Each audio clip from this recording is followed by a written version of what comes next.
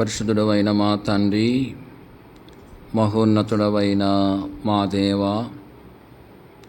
మహిమ కలిగినటువంటి మా రాజా, మీ పాద సన్నిధిలో చేరి మీ ప్రియ కుమారుడు మా రక్షకుడైన యేసుక్రీస్తు నామమున మీకు స్తోత్రమును చెల్లిస్తూ ఉంటున్నాం. ఇంతవరకు ఈ పరిచర్యలో మీరు మాకు సహాయం చేస్తూ వచ్చిన విధానం అంతటిని బట్టి మీకు స్తోత్రములు. మా మధ్యలో ఉంచబడిన ప్రభు బలను బట్టి మీకు స్తోత్రములు నాయన. ఆరాధనలో భాగంగా ప్రభు బలను సమీపించక మునుపు మీ వాక్యం ద్వారా మాతో మీరు మాట్లాడుతున్నామని మీకు మనవి చేస్తూ ఉంటున్నాం. నిలబడుతున్న మీ దాసుని మీరు కరుణించండి. అయోగ్యుడను, నిష్ప్రయోజకుడను, మీ సన్నిధి నిలిచి పరిచర్య చేయటకు ఏమాత్రము అర్హత లేనివాడను. మీరు నన్ను కరుణించి మీ కలవరి సిలువ రక్తము చేత మీరు నన్ను కడిగి పవిత్రపరచండి. మీ సిలువ చాటును మరుగుపరుచుకుని మీ ఆత్మపూర్ణిగా చేసి మీరు అభిషేకించి వాడుకొనండి. నువ్వు పలుకొలసిన దాన్ని నీకు బోధించేదనని మీరు సెలవిస్తూ వచ్చిన మాటను మీరు నా పక్షంగా నెరవేర్చండి.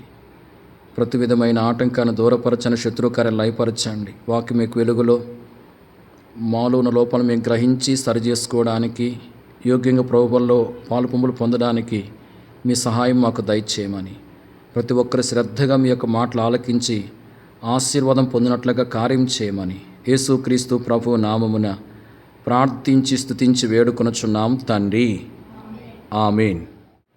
ఈ సమయంలో ప్రభు ప్రజలంగా మనము ఎలాగ ఈ లోకములో జీవించాలో పరిశుద్ధ గ్రంథంలో నుండి కొన్ని విషయాలను మనం చూద్దాం.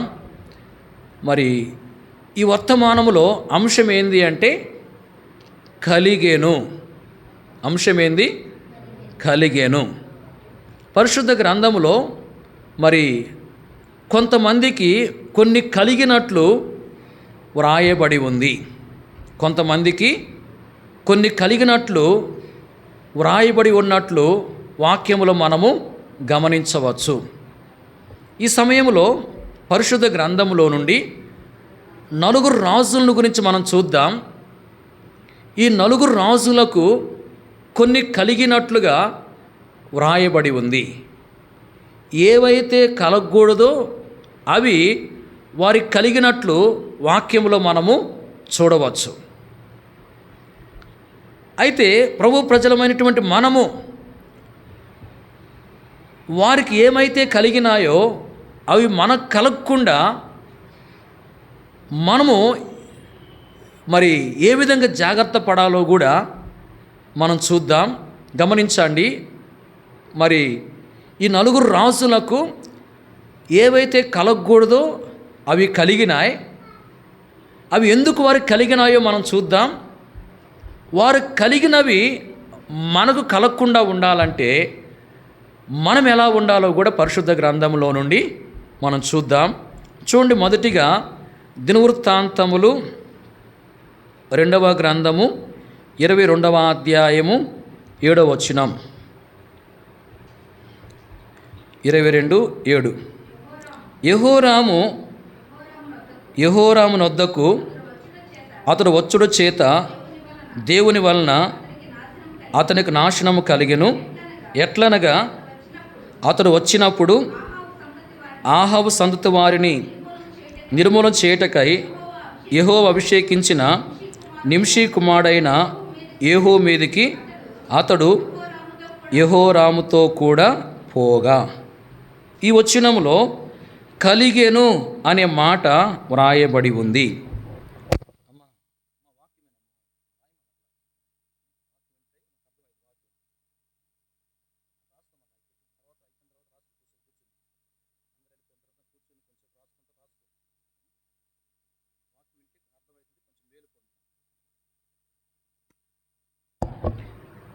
దినవృత్తాంతం 2వ గ్రంథము 22వ అధ్యాయము 7వ వచనములో కలిగెను అనే మాట వ్రాయబడ్డట్లుగా మనము గమనిస్తూ ఉంటున్నాం. ఈ మాట ఎవరిని గురించి రాయబడింది అంటే అహజ్యా అనే యోధా రాజును గురించి వ్రాయబడి ఉంది. ఏం పేరు ఆయన పేరు? అహజ్యా. ఈయన యోధా రాజు, యోధా రాజ్యానికి రాజు. మరి ఈ అహజ్యా అనే రాజునకు ఏం కలిగింది అంటే యెహోవా వలన నాశనము కలిగినట్లుగా మనము గమనిస్తూ ఉంటున్నాం. దేవుని వలన అతనికి నాశనము కలిగెను అని ఈ వచనములో వ్రాయబడింది. గమనించండి, అహజ్యా అనే రాజునకు నాశనము కలిగినట్లుగా మనం చూస్తూ ఉంటున్నాం. ఎందుకు ఈ అహజ్యా రాజునకు నాశనం కలిగిందో మనం చూద్దాం. మరి ఈ అధ్యాయములో మనం గమనిస్తూ ఉంటున్నాం, ఇశ్రాయేలు రాజు ఉన్నాడు. ఆయన పేరు ఏంటంటే యెహోరాము. ఏం పేరు? యెహోరాము. ఈ యెహోరాము అనే ఇశ్రాయేలు రాజు సిరియా సైన్యం మీదకి యుద్ధానికి వెళ్ళాడు. ఆ యుద్ధములో ఆ రాజునకు గాయాలైనాయి కాబట్టి యుద్ధంలో నుంచి ఇంటికి వచ్చేసాడు. మరి ఈ అహజ్యా అనే యోధా రాజు ఏం చేశాడంటే ఇశ్రాయేల్ రాజు అయిన యెహోరాము యుద్ధంలో గాయపడి రోగ్గా ఉన్నాడని చెప్పి తెలుసుకుని మరి యెహోరామును చూడ్డానికి యెహోరాము దగ్గరికి వెళ్ళాడు. వెళ్ళినప్పుడు మరి అక్కడికి నింషీ కుమారుడైన యేహూ వచ్చినట్లుగా ఈ అధ్యాయంలో మనము గమనిస్తూ ఉంటున్నాం. నింషీ కుమారుడైన యేహూ అనే వ్యక్తిని దేవుడు అభిషేకిస్తూ వచ్చాడు. దేని కొరకు? ఆహాబు సంతతి వారిని నిర్మూలన చేయడానికి. ఆహాబు బహుభయంకరంగా దేవునికి వ్యతిరేకంగా ప్రవర్తిస్తూ వచ్చాడు. కాబట్టి దేవుడు ఆహాబు సంతతిని నిర్మూలన చేయాలని చెప్పి నిర్ణయించుకుని ఆహాబు సంతతి నిర్మూలన చేయడానికి నింషీ కుమారుడైన యేహూను అభిషేకించినట్లుగా వాక్యములో మనము గమనిస్తూ ఉంటున్నాం. మరి ఇశ్రాయేల్ రాజు అయిన యెహోరాము అంటే యుద్ధానికి వెళ్ళి గాయాల పాలయ్యాడు కదా, ఆ వ్యక్తి ఆహాబు సంతతి వాడే. ఈ యెహోరామును చంపడానికి మరి దేవుని చేత అభిషేకించబడిన యేహూ అనే వ్యక్తి వచ్చాడు. వచ్చినప్పుడు యెహోరాము ఏం చేశాడు? యెహోవా అభిషేకించినటువంటి వ్యక్తి మీదకి వెళ్ళాడు. అంటే యేహూ మీదకి వెళ్ళాడు. ఎందుకు? అతనికి హాని చేయడానికి. మరి యెహోరాము యేహూ మీదకి వెళ్ళినప్పుడు ఈ యోధా రాజు అయిన అహజ్యా ఏం చేయాలంటే మౌనంగా ఉండాలి, లేకపోతే అక్కడి నుంచి వెళ్ళిపోవాలి. కానీ ఏం చేశాడంటే తాను మరి ఇశ్రాయేల్ రాజైన యెహోరాముతో కలిసి దేవుడు అభిషేకించిన వ్యక్తిగా ఉన్న యేహూ మీదకి వెళ్ళాడు. గమనించండి, ఇశ్రాయేల్ రాజైన యెహోరాము దేవుడు అభిషేకించిన వ్యక్తి మీదకి వెళ్ళాడు. అది దేవునికి వ్యతిరేకమైన కార్యం. యెహోరాము దేవునికి వ్యతిరేకమైన కార్యం చేస్తూ వచ్చాడు. దేవునికి వ్యతిరేకమైన కార్యం చేస్తూ ఉన్నప్పుడు మరి అతనితో కలిసి మరి ఈ అహజ్యా కూడా దేవునికి వ్యతిరేకమైన కార్యాన్ని చేస్తూ వచ్చాడు. కాబట్టి మరి ఈ యోధా రాజైన అహజ్యాకు నాశనము కలిగినట్లుగా మనము గమనిస్తూ ఉంటున్నాం. ఆ యొక్క యేహూ అనే వ్యక్తి, దేవుని చేత అభిషేకించబడిన యేహూ అనే వ్యక్తి ఇశ్రాయేల్ రాజు అయిన యెహోరామును చంపేశాడు. ఆహాబు సంతతి వారందరిని కూడా చంపాడు. మరి ఈ యోధా రాజు అయిన అహజ్యాను కూడా చంపినట్లుగా వాక్యములో మనము గమనిస్తూ ఉంటున్నాం. చూడండి, ఇక్కడ మరి ఈ అహజ్యా రాజునకు దేవుని వలన నాశనం కలుగుతూ వచ్చింది. ఎందుకు నాశనం కలిగింది అంటే యెహోరాము అనే వ్యక్తి దేవునికి వ్యతిరేకమైన కార్యం చేస్తూ ఉన్నాడు. ఆ వ్యక్తితో ఈ అహజ్యా రాజు కలిసి తాను కూడా దేవునికి వ్యతిరేకమైన కార్యం చేస్తూ వచ్చాడు. అందును బట్టి నాశనం కలుగుతూ వచ్చింది. ఇప్పుడు ఇలా గమనించండి, ఈ లోకంలో దేవునికి వ్యతిరేకమైన కార్యాలు చేసేవాళ్ళు ఎంతోమంది ఉంటున్నారు. మనము ప్రభు ప్రజలంగా వారితో కలిసిపోయి వారి వల్ల దేవునికి వ్యతిరేకమైన కార్యాలు చేసేవారంగా ఉండకూడదు. మనం ఎలా ఉండాలా? ప్రత్యేకంగా ఉండాలి. దేవునికి వ్యతిరేకమైనటువంటి కార్యాలు చేస్తున్న వారితో మనం కలిసిపోయి వారిలకు దేవునికి వ్యతిరేకమైన కార్యాలు చేయకుండా మనం ఎంతో ప్రత్యేకంగా ఉండాలి. ఈ యొక్క అహజ్యా రాజుల ప్రత్యేకత లేదు. దేవునికి వ్యతిరేకమైన కార్యం చేస్తున్న వ్యక్తితో కలిసి తాను కూడా దేవునికి వ్యతిరేకమైన కార్యాన్ని చేసిన వాడుగా ఉన్నాడు. మనము గమనించవచ్చు, కొంతమంది దొంగతనాలు చేసేవాళ్ళు ఉంటారు, దొంగిలించేవారుగా ఉంటారు. దొంగతనాలు చేస్తున్నటువంటి వారితో మనం కూడా కలిసిపోయి వారి వలె మనం దొంగతనాలు చేసేవారంగా ఉండకూడదు. కొంతమంది అబద్ధాలు ఆడేవాళ్ళుగా ఉంటారు, మనము వారితో కలిసి అబద్ధాలు ఆడేవారంగా ఉండకూడదు. కొంతమంది మోసం చేసేవాళ్ళు ఉంటారు, మనము వారితో కలిసిపోయి వారి వల్ల మోసం చేసేవారంగా ఉండకూడదు. ప్రియులారా, మనము ప్రత్యేకంగా ఉండాలి. గమనించండి, మనం ప్రత్యేకత కలిగి ఉండకపోతే నష్టం జరుగుతుంది. మనం ప్రత్యేకత కలిగి ఉంటే నష్టం కలగకుండా మనం ఏం చేయబడతాము? కాపాడబడతాం. మరి ఇక్కడ అహజ్యా అనే వ్యక్తి యెహోరాముతో కలిసి దేవుడు అభిషేకించిన వ్యక్తి మీదకి పోకుండా ఉన్నట్లయితే ఈ వ్యక్తికి నాశనం కలిగేది కాదు.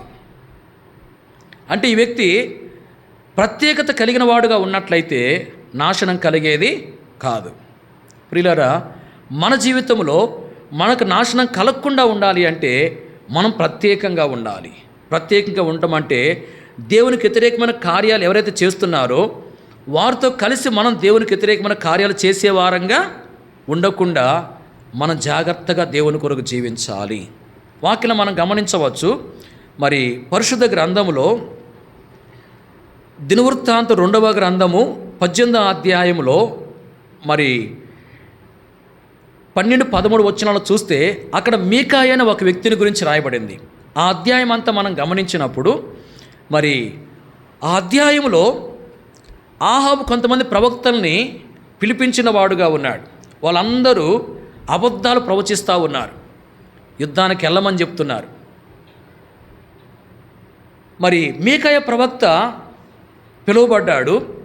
మీకాయ ప్రవక్తను పిలవడానికి వెళ్ళిన వ్యక్తి ఏమంటా వచ్చాయంటే మీకాయ ప్రవక్తతో మరి ఆహాబు రాజు పిలిపించిన ఆ ప్రవక్తలందరూ కూడా రాజుకు అనుకూలంగా యుద్ధానికి వెళ్ళమని మరి ప్రకటిస్తూ ఉన్నారు. నీవు కూడా వారి వలె మరి రాజుకు అనుకూలమైనటువంటి మాటలే ప్రకటించు అని చెప్పి చెప్తా వచ్చాడు. అప్పుడు మీకాయ ప్రవక్త ఏమన్నా అంటే, యెహోవా జీవంతోడు, యెహోవా నాకు ఏం పలకమని సెలవిస్తాడు అదే నేను పలుకుతానన్నాడు. వచ్చి ఏమని ప్రకటించాడంటే, యుద్ధానికి వెళ్ళొద్దని యెహోవా సెలవిస్తున్నాడని ప్రకటిస్తూ వచ్చాడు. యెహోవా యుద్ధానికి వెళ్ళొద్దని చెప్పాడు కాబట్టి అదే ప్రకటించిన వాడుగా ఉన్నాడు. చూడండి, మరి ఆహాబు పిలిపించిన ప్రవక్తలు ఎవరైతే ఉన్నారో వారందరూ అబద్ధాలు ప్రకటిస్తూ ఉన్నారు యుద్ధానికి వెళ్ళమని. ఎందుకంటే వారి నోట అబద్ధములాడే ఆత్మ ఉంది కాబట్టి. మీకాయ ప్రవక్త మాత్రం వారితో కలిసిపోయి వారి వలె అబద్ధాలు ప్రకటించలేదు, అబద్ధాన్ని ప్రకటించలేదు. తాను యెహోవా ఏదైతే పలకమని చెప్పాడో దాన్నే పలికిన వాడుగా ఉన్నాడు. అంటే ఇక్కడ మీకాయ ప్రవక్త ప్రత్యేకత ఉంది. అబద్ధాలు ఆడేవారితో తాను కలిసిపోలేదు. కలిసిపోకుండా తాను వాస్తవాన్ని దేవుడు పలకమని చెప్పిన మాటలు పలుకుతూ వచ్చాడు. అంటే మీకాయ ప్రవక్త ప్రత్యేకత కలిగిన వాడుగా ఉన్నాడు. అలాగే వాక్యంలో మరి మోషే కనాను దేశం చూడడానికి, వేగు చూడడానికి 12 మందిని పంపినట్లుగా సంఖ్యాకాండంలో మనం గమనించవచ్చు. 12 మందిలో 10 మంది చెడ్డ సమాచారం తెలిపారు. యెహోషువ కాలేబులు మాత్రం మంచి సమాచారాన్ని తెలిపిన వారుగా ఉన్నారు. 10 మంది చెడ్డ సమాచారాన్ని చెప్పి ప్రజలు ఎంత నష్టపరిచారు. ఈ ఇద్దరు యెహోషువ కాలేబులు మాత్రం చెడ్డ సమాచారం చెప్పిన వారితో కలవలేదు. వీళ్ళ విధానం, వీళ్ళ మాటలన్నీ కూడా ప్రత్యేకంగా ఉన్నాయి. వీళ్ళు ఏదైతే చూశారో దాన్నే చెప్పారు, ఏదైతే గమనించారో దాన్నే ప్రకటించిన వారుగా ఉన్నారు. అంటే ఈ ఇద్దరిలో ప్రత్యేకత కనబడతా ఉంది. చెడ్డ సమాచారం తెలిపిన వారితో కలవలేదు వాళ్ళు. వారితో కలిసిపోయి వారి వలె చెడ్డ సమాచారాన్ని చెప్పలేదు. అలాగే వాక్యంలో యోసేపు జీవితాన్ని మనం గమనించవచ్చు. యోసేపు యొక్క అన్నలు మరి చెడుతనం చేసేవాళ్ళుగా ఉంటున్నట్లు మనము వాక్యంలో గమనించవచ్చు. ఆదికాండం 37వ అధ్యాయంలో తన అన్నలు చెడుతనం చేస్తూ ఉంటే వారితో తాను కలిసిపోయి వారి వలె చెడుతనాన్ని యోసేపు చేయలేదు. వారి యొక్క చెడుతనాన్ని గురించిన సమాచారం తీసుకొచ్చి తన తండ్రికి చెప్పిన వాడుగా ఉన్నాడు. అంటే చెడు కార్యాలు చేసే వారితో యోసేపు కలిసిపోయి వారి వల్ల చెడు కార్యాలు చేయలేదు, ప్రత్యేకంగా ఉన్నాడు. ఇలా మనం చూస్తూ పోతే ఎంతోమంది మరి ప్రత్యేకత కలిగినటువంటి వారుగా పరిశుద్ధ గ్రంథంలో మనకు కనబడతారు. దేవునికి వ్యతిరేకమైనటువంటి కార్యాలు చేస్తున్న వారితో కలవకుండా ప్రత్యేకంగా ప్రభువు కొరకు నిలిచినటువంటి వారు ఎంతోమంది పరిశుద్ధ గ్రంథంలో ఉన్నారు. మనం కూడా అలా ఉండాలి, అలాంటి విధానం ప్రత్యేకత కలిగి ఉండాలి. అప్పుడు నాశనం కలగకుండా మనం ఏం చేయబడతాము? కాపాడబడతాము. గమనించండి, మొదటి వ్యక్తిని మనం చూస్తున్నాం, అంటే మొదటి రాజును మనం చూస్తున్నాం. ఆ రాజు పేరేంది? అహజ్యా. ఈయన ఏ రాజు చెప్పండి? యోధా రాజు. ఈ రాజునకు ఏం కలిగింది? నాశనము కలిగింది. ఈ రాజునకు నాశనం ఎందుకు కలుగుతూ వచ్చింది అంటే దేవునికి వ్యతిరేకమైన కార్యం చేస్తున్న వ్యక్తితో ఈ మనిషి కూడా కలిసిపోయిన వాడుగా ఉన్నాడు.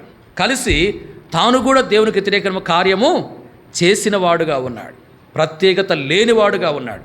దాన్ని బట్టి నాశనం కలుగుతూ వచ్చింది. ప్రియులారా, మన జీవితంలో మరి మనము నాశనం కలగకుండా కాపాడబడాలంటే ప్రత్యేకత కలిగి ఉండాలి. మీకాయ ప్రవక్త వలె, యెహోషువ కాలేబుల వలె, యోసేపు వలె ప్రత్యేకంగా ఉండాలి. దేవునికి వ్యతిరేకమైన కార్యాలు చేసేవారు ఎవరైతే ఉన్నారో వారి వలె మనం ఉండక మనం దేవుని కొరకు ఎంత మంచిగా జీవించాలని వాక్యం తెలియపరుస్తూ ఉంది. అలా ఉన్నప్పుడు నాశనం కలగకుండా మనం ఏం చేయబడతామంటే కాపాడబడతాము. రెండో విషయాన్ని మనం చూద్దాం. చూడండి, సమూయేలు 2వ గ్రంథం 12వ అధ్యాయం 10వ వచనము.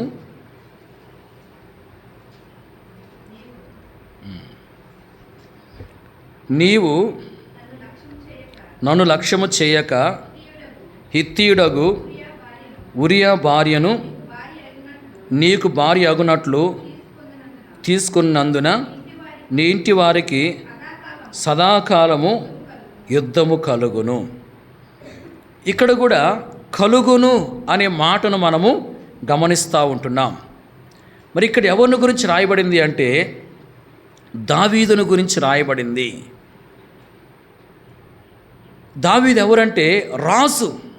దావీదు ఎవరు? రాజు. ఇశ్రాయేల్ అందరినీ పరిపాలిస్తున్నటువంటి మరి రాజు దావీదు. మరి ఈ దావీదును గురించి రాయబడింది ఇక్కడ, నీ ఇంటి వారికి సదాకాలము యుద్ధము కలుగును అని. నీ ఇంటి వరకు సదాకాలము యుద్ధము కలుగును అని చెప్పి ఇక్కడ రాయబడ్డట్లు మనము గమనిస్తూ ఉంటున్నాం. మరి యుద్ధము అంటే నెమ్మది లేని పరిస్థితి, సంతోషం లేని పరిస్థితి, కలవరంతో కూడినటువంటి పరిస్థితి. ఇలాంటి పరిస్థితే దావీదు ఇంటి వారికి కలిగినట్లుగా మనము గమనించవచ్చు. నీ ఇంటి వరకు సదాకాల యుద్ధము కలుగునని చెప్పి ఇక్కడ రాయబడింది. మరి అతని ఇంటి వారికి యుద్ధము కలిగినట్లుగా పరిశుద్ధ గ్రంథములో మనం గమనించవచ్చు. ఎలాగూ అంటే వాక్యములో వ్రాయబడి ఉంది. మరి అమ్నోను దావీదు కుమారుడు ఏం చేశాడంటే మరి అబషాలోము చెల్లిని అంటే తామారును చెరిపిన వాడుగా ఉన్నాడు. గమనించండి, మరి ఈ యొక్క అమ్నోను అనే వ్యక్తి దావీదు కుమారుడు. తామారు ఎవరంటే దావీదున కుమార్తె. వారికి తల్లులు వేరు కావచ్చు, కానీ తండ్రి దావీదు. అయితే అమ్నోను తన చెల్లిని చెరిపిన వాడుగా ఉన్నాడు. అలాంటి పరిస్థితి కుటుంబంలో కలిగినప్పుడు మరి ఆ కుటుంబంలో ఏమాత్రం నెమ్మది లేదు, ఏమాత్రము సంతోషం లేదు, ఎంతో కలవరం అనేది ఆ కుటుంబంలో ఉన్నట్లుగా మనము గమనిస్తూ ఉంటున్నాం. ఆ తర్వాత చూస్తే మరి ఈ తామార్ అన్న అయినటువంటి అబషాలోం ఏం చేశాడంటే మరి ఈ అమ్నోన్ను చంపించాడు. అంటే తమ్ముడు అన్నను చంపినట్లుగా మనం గమనిస్తూ ఉంటున్నాం. మరి ఇలాంటి పరిస్థితి ఏర్పడినప్పుడు కుటుంబంలో ఎంతో కలవరము, నెమ్మది లేని పరిస్థితి, ఎంతో బాధ. ఇలాగ మనం చూస్తే దావీదు యొక్క 4 కుమారులు చంపబడ్డారు. ఇలాగున మరి దావీదు యొక్క ఇంటిలో యుద్ధము కలిగినట్లుగా మనము గమనిస్తూ ఉంటున్నాం. యుద్ధం అంటే ఏంటో మనం వింటూ వచ్చాం. మరి యుద్ధం ఎందుకు కలిగింది, యుద్ధం కలగడానికి గల కారణం ఏంది అని మనం చూస్తే మనం చదువుకుంటూ వచ్చిన ఈ వచనములో మనం గమనిస్తూ ఉంటున్నాం. నీవు నన్ను లక్ష్యము చేయక హిత్తీయుడు ఉరియా భార్య నీకు భార్యగా అగునట్లు తీసుకున్నందున అని. దావీదు ఏం చేశాడు? తీసుకున్నాడు. ఉరియా భార్యను తనకు భార్య అగునట్లుగా తీసుకుంటా వచ్చాడు. అంటే దావీదు వ్యభిచరించినటువంటి వాడుగా ఉన్నాడు. మరి ఎప్పుడైతే దావీదు మరి బెత్షెబాతో పాపం చేసి ఆ పాపాన్ని కప్పుకోవడానికి కొన్ని ప్రయత్నాలు చేశాడు, అవి కుదరకపోయేసరికి మరి ఉరియాను చంపించిన వాడుగా ఉన్నాడు. ఆ తర్వాత ఆ బెత్షెబాను తనకు భార్యగా తీసుకుంటా వచ్చాడు. ఇలాగున దావీదు మరి తీసుకోకూడని ఆమెను తీసుకున్నాడు. దాన్ని బట్టి ఏం జరిగింది అంటే మరి ఈ మాట అతనితో చెప్పబడతా వచ్చింది, నీ ఇంటి వరకు సదాకాలము యుద్ధం కలుగును. అలాగే యుద్ధం కలుగుతూ వచ్చింది. అంటే దేనే తీసుకోకూడదు దాన్ని తీసుకుంట ద్వారా దావీదునకు యుద్ధం కలిగినట్లుగా మనము గమనిస్తూ ఉంటున్నాం. ప్రియులారా, వాక్యం మనం చూస్తే మరి యెహోషువ గ్రంథములో 7వ అధ్యాయములో 21వ వచనములో ఆకాను గురించి రాయబడింది. ఆకాను శాపగ్రస్తమైన దానిలో కొంత తీసుకున్నవాడుగా ఉన్నాడు. వెండి, ఒక బంగారు కమ్మె, మరి షీనారు పై వస్త్రాన్ని తీసుకుంటా వచ్చాడు. అంటే ఏవైతే తీసుకోవద్దని దేవుడు చెప్పాడో మరి వాటిని ఆకాను తీసుకుంటా వచ్చాడు. ఆకాను కూడా ఎంతో నష్టపోతూ వచ్చాడు.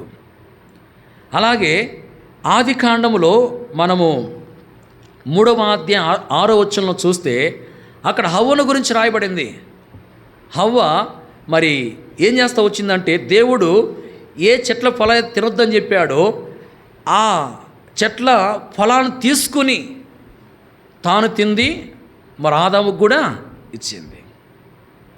అంటే దేవుడు వేటినే తీసుకోవద్దన్నాడో వాటిని అవ్వ కూడా తీసుకున్నట్లు మనము గమనిస్తూ ఉంటున్నాం. ప్రియులారా, చూడండి, దావీదు మరి ఏదైతే తీసుకోకూడదు దాన్ని తీసుకుంటా వచ్చాడు, నష్టపోతూ వచ్చాడు. ఆకాను దేవుడు తీసుకోవద్దన్న దాన్ని తీసుకున్నాడు, తాను నష్టపోయాడు. అలాగే అవ్వ కూడా దేవుడు తీసుకోవద్దన్న దాన్ని తినొద్దన్న దాన్ని తీసుకుని తిని ఆమె కూడా నష్టపోతూ వచ్చింది. ప్రియులారా, మరి ఏదైతే తీసుకోవద్దు దాన్ని తీసుకున్న ద్వారా యుద్ధము కలుగుతుంది అని చెప్పి వాక్యం మనకు తెలియపరుస్తూ ఉంది. దీన్ని మనము ఆత్మీయంగా ఆలోచన చేసుకుంటే మరి మనము అనేక సార్లు తీసుకోకూడని వాటిని తీసుకునే వారంగా ఉంటాం. అంటే మనకు సంబంధం లేని వాటిని మనం తీసుకుంటాం. ప్రభు ప్రజలంగా మరి మనము ఇతరుల మీద ద్వేషాన్ని కలిగి ఉండకూడదు, కానీ ద్వేషానికి మనము చోటిస్తాం. అంటే ద్వేషాన్ని తీసుకున్నట్టు మనం మనది కాని దాన్ని తీసుకున్నట్టు. ద్వేషం అనేది మనకు సంబంధించింది కాదు. ప్రభుని ఎరిగిన తర్వాత ద్వేషము మన నుండి దూరం చేయబడాలి. అది మనకు సంబంధించింది కాదు. కానీ ఏం చేస్తామంటే మనకు సంబంధించింది కాని దాన్ని మనం తీసుకుంటాం. అంటే ద్వేషాన్ని కలిగిన వారంగా మనం ఉంటాం. అలా తీసుకోవడం అనేది నష్టానికి దారితీస్తుందని వాక్యం మనకు తెలియపరుస్తూ ఉంది. ఇలాగ మనం చూస్తే గర్వం కావచ్చు, అసూయ కావచ్చు, మరి కక్ష సాధింపు స్వభావం కావచ్చు, ఇలాంటి లక్షణాలు మనకు సంబంధించినవి కావు. ఇవి మనలో ఉండకూడదు, వీటికి మనలో చోటు ఇవ్వకూడదు. ప్రభుని ఎరిగిన మనం వీటన్నిటిని మనం విడిచిపెట్టేసేయాలి. కానీ ఆయా సమయాల్లో ఏం చేస్తామంటే వీటిని మరలా చేర్చుకుంటాం, మరలా తీసుకుంటాం. అంటే వీటిని మనం మరలా కలిగి కొనసాగే వారంగా ఉంటాం. అలా మనం కొనసాగటం ద్వారా మనకు కూడా యుద్ధాలు కలుగుతాయి, అంటే నెమ్మది లేని పరిస్థితులు ఏర్పడతాయి. కాబట్టి మన జీవితంలో యుద్ధాలు కలగకుండా ఉండాలంటే దావీదునకు యుద్ధం కలుగుతూ వచ్చింది. మరి మనకు యుద్ధం కలగకుండా ఉండాలంటే, అంటే నెమ్మది లేని పరిస్థితులు మనకు కలగకుండా ఉండాలంటే మనకు సంబంధించినవి కానివి ఏవైతే ఉన్నాయో వాటికి మనలో చోటు ఇవ్వకూడదు, వాటిని మనం తీసుకోకూడదు, వాటిని మనం కలిగి ఉండకూడదు. ఒకవేళ అవి ఉన్నప్పటికీ వాటిని మనము విడిచిపెట్టే వారంగా, మనల్ని దూరం చేసుకునే వారంగా ఉండాలి. అప్పుడే మరి యుద్ధాలు కలగకుండా మనం ఏం చేయబడతామంటే కాపాడబడతాము. మూడో విషయాన్ని మనం చూద్దాం. 3వ రాజును గురించి మనం చూద్దాం. మరి కీర్తన 38:8, 38వ కీర్తన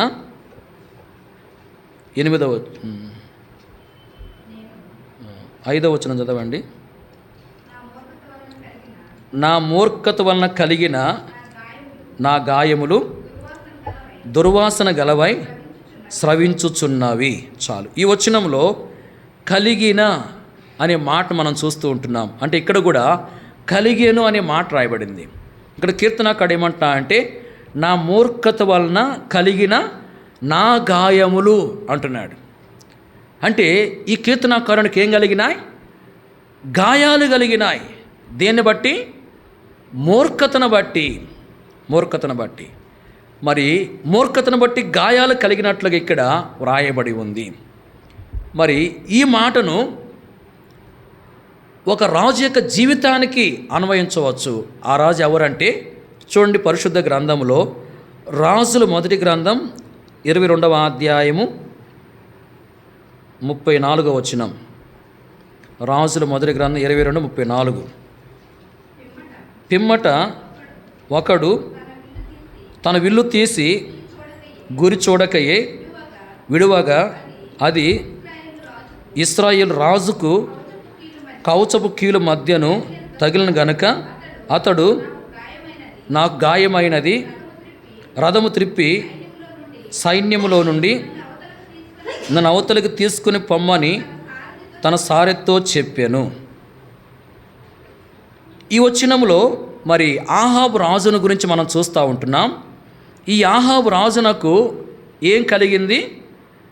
తను అంటున్నాడు నాకు గాయమైనది అని.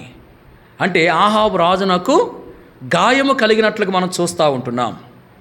ఎవరికి గాయం కలిగింది?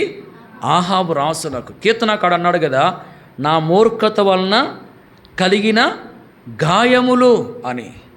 మరి ఇక్కడ ఆహాబు రాజునకు గాయము కలిగినట్లుగా మనం చూస్తూ ఉంటున్నాం. మరి ఆహాబు రాజునకు గాయం ఎందుకు కలుగుతూ వచ్చింది గమనించండి. మరి మనము చాలాసార్లు ఈ సందర్భాన్ని వింటూ వచ్చాము. ఏంటంటే ఆహాబు రాజు, యెహోషాపాతు రాజు, వీళ్ళు వారి వారి సైన్యాలతో కూడా మరి సిరియా సైన్యం మీదకి యుద్ధానికి వెళ్ళారు. మీకాయా ప్రవక్త ద్వారా దేవుడు వెళ్ళొద్దని చెప్పాడు, కానీ వాళ్ళు వెళ్ళారు వారి వారి సైన్యాలతో. మరి ఇక్కడ గమనించండి, ఈ యొక్క ఆహాబు రాజు యుద్ధానికి వెళ్ళాలని సిద్ధమయ్యాడు. సిద్ధమైన తర్వాత దేవుని యొద్ద విచారణ చేద్దామని యెహోషాపాతు రాజు అన్నాడు. దేవుని యొద్ద విచారణ చేశారు. ఎవరి ద్వారా? మీకాయా ప్రవక్త ద్వారా. మరి దేవుడు ఏం చెప్పాడు? మీకాయా ప్రవక్త ద్వారా వెళ్ళొద్దు అని చెప్పాడు. చెప్పినప్పుడు ఏం చేయాలా? ఆగాల, వెళ్ళకుండా. కానీ ఆహాబు ఆగలేదు, యెహోషాపాతు రాజు కూడా ఆగలేదు.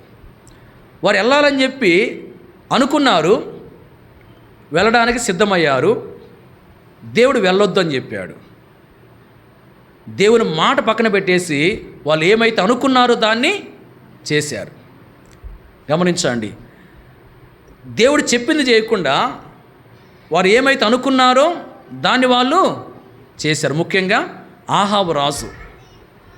గమనించండి, దేవుడు చెప్పింది చేయకుండా తాను ఏమైతే అనుకున్నాడో దాన్ని చేశాడు. యుద్ధానికి వెళ్ళాలని చెప్పి అనుకున్నాడు, దేవుడేమో వెళ్ళొద్దు అన్నాడు.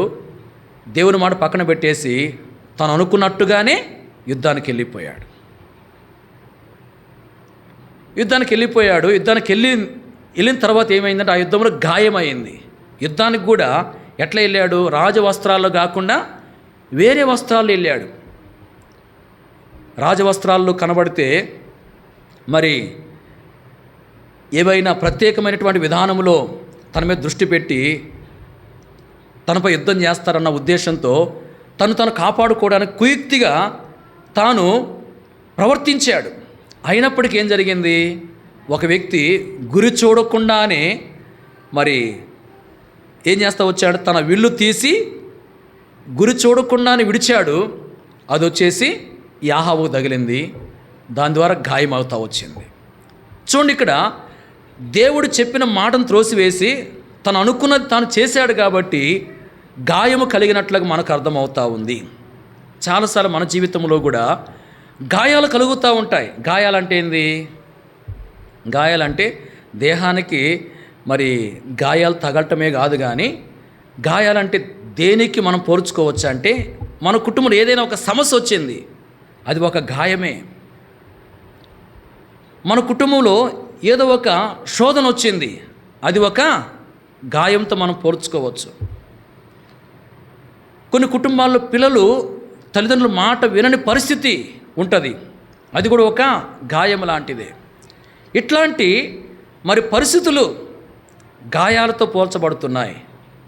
మరి ఈ గాయాలు ఎందుకు మనకు కలుగుతూ ఉన్నాయి అంటే మరి దేవుడు చెప్పిన మాటను పక్కన పెట్టేసి మనం ఏదైతే అనుకుంటామో అదే మనం చేస్తూ ఉంటాం.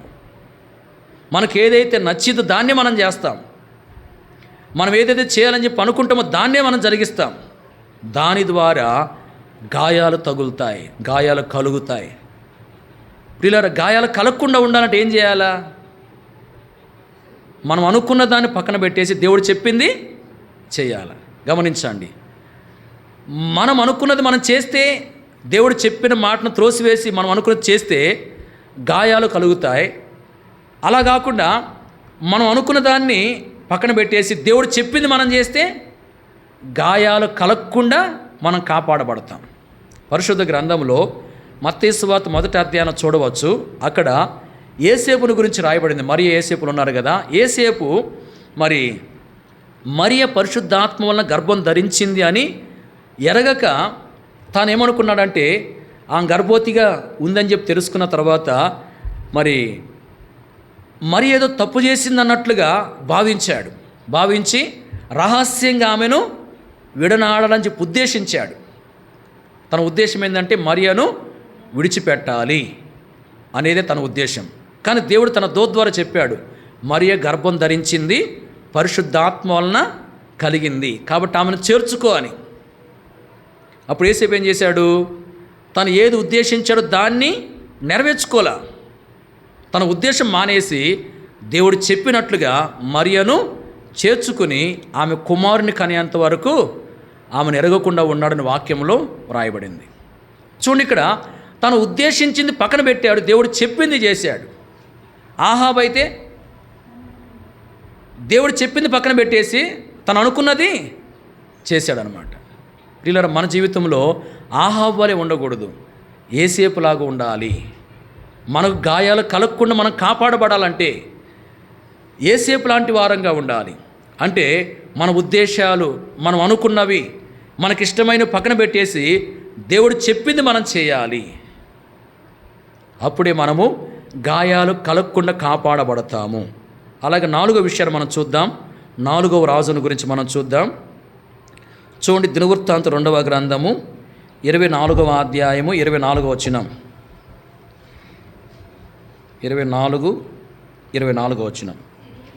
సిరియన్లు చిన్న దండుతో వచ్చినను యోదావారు తమ పితరుల దేవుడైన యెహోవాను విసర్జించినందుకై యెహోవా వారి చేతికి అతి విస్తారమైన ఆ సైన్యం అప్పగింపగా యోవాషుకు శిక్ష కలిగెను. చూడండి, ఇక్కడ మరి మనం గమనిస్తూ ఉంటున్నాం, కలిగెను అనే మాటను ఇక్కడ ఎవరిని గురించి రాయబడిందంటే యోవాషు అనే రాజును గురించి రాయబడింది. ఈ వ్యక్తి యోధా వారికి రాజుగా ఉన్నాడు. ఈ యోవాషు రాజునకు ఏం కలిగింది? శిక్ష కలిగింది. ఈ రాజునకు శిక్ష కలిగినట్లుగా మనము గమనిస్తూ ఉంటున్నాం. ప్రియులారా, మరి ఈ యొక్క రాజునకు ఎందుకు శిక్ష కలిగిందో మనం ఆలోచన చేసినట్లయితే మరి ఈ అధ్యాయంలో మనం గమనించవచ్చు. మరి ఈ రాజును గురించి, ఆ యొక్క రాజ్యంలో ఉన్న ప్రజల గురించి ఏం రాయబడిందంటే తమ పితరుల దేవుడైన యెహోవాను విసర్జించారని చెప్పి రాయబడింది 24వ వచనంలో. అలాగే మరి 30వ వచనంలో కూడా అదే మాట రాయబడింది.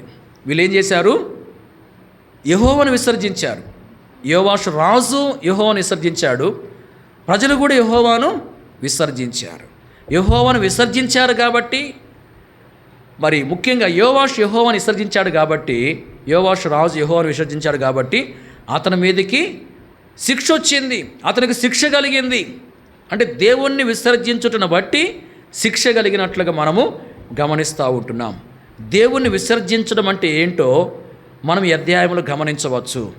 ఏంది అంటే మనం 18వ వచనం నుంచి మనం చూస్తే మరి ఆ వచనాల్లో ఏం రాయబడిందంటే యోవాషు రాజులో ప్రజల్లో కూడా దేవునికి వ్యతిరేకమైనటువంటి విధానాలు ఉన్నాయి. ఉన్నప్పుడు దేవుడు ఏం చేశాడంటే తన ప్రవక్తల ద్వారా మరి వారిని హెచ్చరిక చేస్తూ వచ్చాడు. ఇదిగో ఈ లోపము నీలో ఉంది, ఈ తప్పు నీలో ఉంది, ఈ పాపం మీలో ఉంది, మీరు సరి చేసుకోండి అని ఆ ప్రవక్తలు వచ్చి ప్రజలకు ప్రకటిస్తూ వచ్చారు, రాజుకు ప్రకటిస్తూ వచ్చారు. అయితే ఏమాత్రం కూడా వాళ్ళు చెవియొగ్గలేదు, వాళ్ళు సరి చేసుకోలేని స్థితిలో వారు ఉన్నారు. వారిని గురించి ఏం రాయబడిందంటే యెహోవాను విసర్జించారని చెప్పి రాయబడింది. ఎవరు దేవుని విసర్జించిన వారు? సరిచేసుకొనని వారు. లోపాలు ఉన్నాయని దేవుడు తెలియపరుస్తున్నప్పటికీ సరిచేసుకోకుండా ఎవరైతే ఉంటారో మరి వారే దేవుని విసర్జించిన వారు. వారికి ఏం కలుగుతుంది? శిక్ష కలుగుతుంది. గమనించండి, మనం సరిచేసుకోకపోతే, లోపాలు ఉన్నా కూడా సరిచేసుకోకపోతే మరి మన జీవితంలో మనము దేవుని విసర్జించిన వారిని ఎంచబడతాం. అలా మనం ఎంచబడ్డప్పుడు దేవుని యొక్క శిక్ష మనకు కలిగేదిగా ఉంటుంది. మరి శిక్ష కలగకుండా ఉండాలంటే ఏం చేయాలా? మనము సరి చేసుకోవాలా. మనలో లోపాలు ఉన్నాయని దేవుడు చూపించినప్పుడు మనం ఏం చేయాలా? సరి చేసుకోవాలి. అప్పుడు మనము ఆ శిక్ష కలగకుండా కాపాడబడతాము. మనలో అనేకమైన లోపాలు ఉంటాయి. మరి ఆయా సమయాలు దేవుడు మాట్లాడుతూ ఉంటున్నాడు, తెలియపరుస్తూ ఉంటున్నాడు. మరి కనీసము రోజుకు 2 అధ్యాయాలు వాక్యం చదువుకోవాలని దేవుడు జ్ఞాపకం చేస్తూ ఉంటున్నాడు. మరి కొంతమంది క్రమముగా ఉదయం ఒక అధ్యాయం, రాత్రికి ఒక అధ్యాయము చదవరు.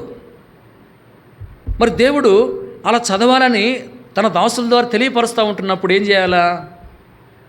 చదవాలి. ఆ విధంగా చదవకుండా అలాగే కొనసాగితే మరి సరిచేసుకోరని స్థితి వారిలో ఉన్నట్టు. అలాగే దేవుని యొక్క సన్నిధికి మరి సమయానికి రావాలని దేవుడు ఆయా సమయాల్లో తన దాసుల ద్వారా మాట్లాడుతూ ఉన్నాడు. మరి ఎవరైతే ఆలస్యంగా దేవుని యొక్క ఇంటికి వచ్చే వాళ్ళుగా ఉంటున్నారో మరి వాళ్ళు ఏం చేయాలా? ఆ యొక్క విధానం సరిచేసుకోవాలి, సమయానికి వచ్చేవారుగా ఉండాలి. ఇట్లా మరి అనేకమైన లోపాలు, బలహీనతలు, దేవునికి వ్యతిరేకమైన విధానాలు మనలో ఉంటా ఉన్నాయి. మరి దేవుడు మనకు తెలియపరుస్తున్నప్పుడు మనం ఏం చేయాలంటే సరిచేసుకోవాలి. సరిచేసుకుంటే శిక్ష కలగకుండా మనం కాపాడబడతాం. సరిచేసుకోకుండానే మనం సాగిపోతే శిక్ష కలుగుతుందని వాక్యము తెలియపరుస్తూ ఉంది.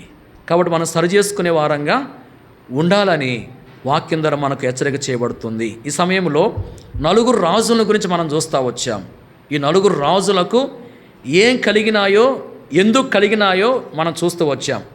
మొదటి రాజు ఎవరు? అహజ్యా. మొదటి రాజు పేరేంది? అహజ్యా. ఈ అహజ్యా అనే రాజులకు ఏం కలిగింది? నాశనము కలిగింది. ఎందుకు అంటే మరి దేవునికి వ్యతిరేకమైన కార్యం చేసే యెహోరాముతో కలిసి తాను కూడా దేవునికి వ్యతిరేకమైన కార్యం చేశాడు కాబట్టి, అంటే ప్రత్యేకత లేదు కాబట్టి అతనిలో మరి అతనికి నాశనం కలిగినట్లు మనం చూస్తూ ఉంటున్నాం. రెండవ రాజు ఎవరు? దావీదు. దావీదు నాకు ఏం కలిగింది? యుద్ధములు కలుగుతూ వచ్చినాయి. యుద్ధం కలుగుతూ వచ్చింది అంటే నెమ్మది లేని పరిస్థితులు కలుగుతూ వచ్చినాయి. కారణం ఏంటంటే తీసుకోకూడని దాన్ని తీసుకున్నాడు. మూడవ రాజు ఎవరు? ఆహాబు. ఆహాబు రాజు నాకు ఏం కలిగింది? గాయం కలుగుతూ వచ్చింది.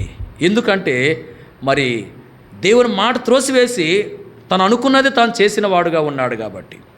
నాలుగో రాజు ఎవరు? యోవాషు. యోవాషు నాకు ఏం కలిగిందంటే శిక్ష కలిగింది. కారణం ఏంది అంటే తను సరి చేసుకోలేదు కాబట్టి. గమనించండి, ఈ నలుగురు రాజులకు ఏం కలిగినాయో మనం చూస్తూ వచ్చాం. అంటే వారి కలగూడినవి కలుగుతూ వచ్చినాయి. అవి ఎందుకు కలిగినాయో మనం చూస్తూ వచ్చాం. మరి మనకు వారి కలిగినవి మనకు కలగకుండా మనం కాపాడబడాలంటే మనం ఎలా ఉండాలో వింటూ వచ్చాం. కాబట్టి మన జీవితంలో ఆ విధంగా ఉండుట కొరకు ప్రభు సహాయాన్ని కోరుకోవాలి. మనలో ప్రత్యేకత ఉంటే నాశనం కలగకుండా మనం కాపాడబడతాము. మనం ఏంటి తీసుకోకూడదు, వాటిని తీసుకోకుండా జాగ్రత్తగా ఉంటే మనకు యుద్ధాలు కలగకుండా మనం కాపాడబడతాము. అలాగే దేవుని మాటలకు లోబడే వారంగా ఉంటే గాయాలు కలగకుండా మనం కాపాడబడతాం. సరి చేసుకునే వారంగా ఉంటే మరి శిక్ష కలగకుండా మనము కాపాడబడతాం. కాబట్టి మన జీవితంలో మరి మనము వీటిని కలిగి మరి ఆ యొక్క నష్టం అనేది కలగకుండా మనం కాపాడుకునే వారంగా ఉండాలని వాక్యం మనకు తెలియపరుస్తూ ఉంది. ప్రభు ఆ రీతిగా మనకు సహాయం చేయనుగాక.